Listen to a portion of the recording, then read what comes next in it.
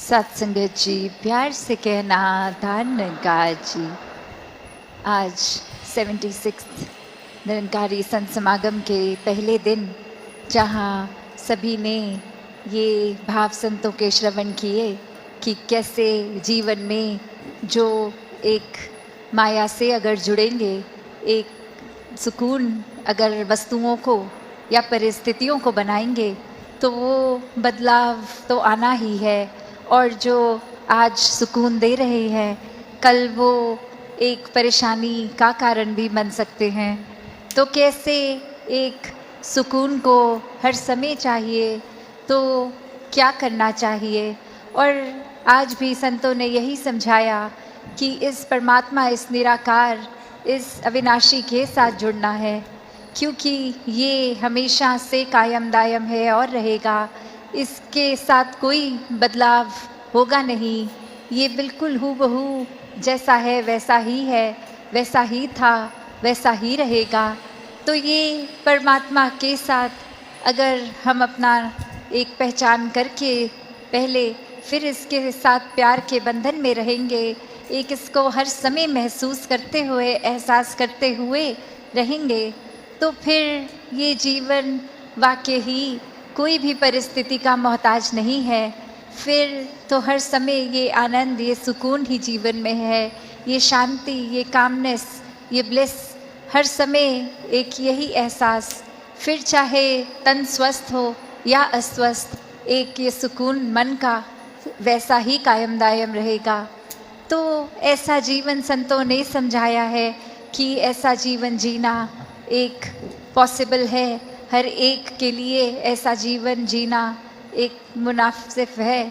तो कैसे इसको जिए, तो बात वही कि परमात्मा से जुड़ के हर समय के सुकून में रहें।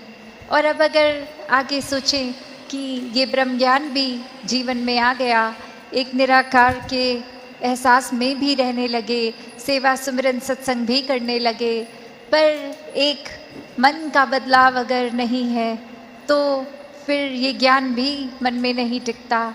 और मन से जुड़ी हुई जो पहली चीज़ आती है वो अहंकार तजना, वो एक समर्पित भाव, मन को एक अपने होने के इस एहसास से हटना होगा और इस परमात्मा के लिए हमेशा अर्पित रहना है, एक सेवा में अर्पित रहना है। तो ये सुकून यहाँ समर्पित होने के बाद जो मिलता है, तो कैसे समर्पण के साथ सुकून। तो अपने जीवन में जहाँ हम समर्पण की बात करते हैं, तो ये समर्पण कैसा समर्पण है।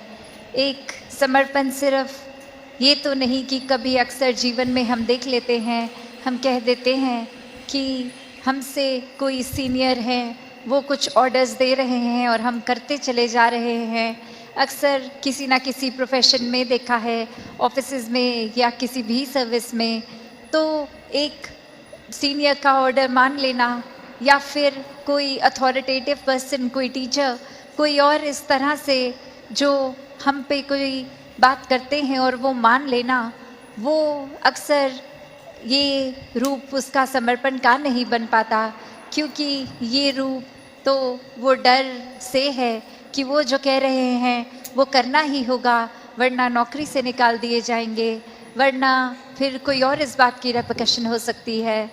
तो एक वो बात मानना वो हर प्रोफेशन में हो जाता है, पर मन वहाँ समर्पित नहीं होता। वो किसी भय के कारण या किसी और अन्य कारण से समर्पण होता है। तो यहाँ समर्पण होना मतलब एक दिल में प्रेम को रखते हुए प्रेम से समर्पित होना, ये प्यार से अपने आप को खोकर सिर्फ इस परमात्मा का होकर, ये समर्पित भाव मन का अगर इस तरह का समर्पण है तो वो मुबारक समर्पण है।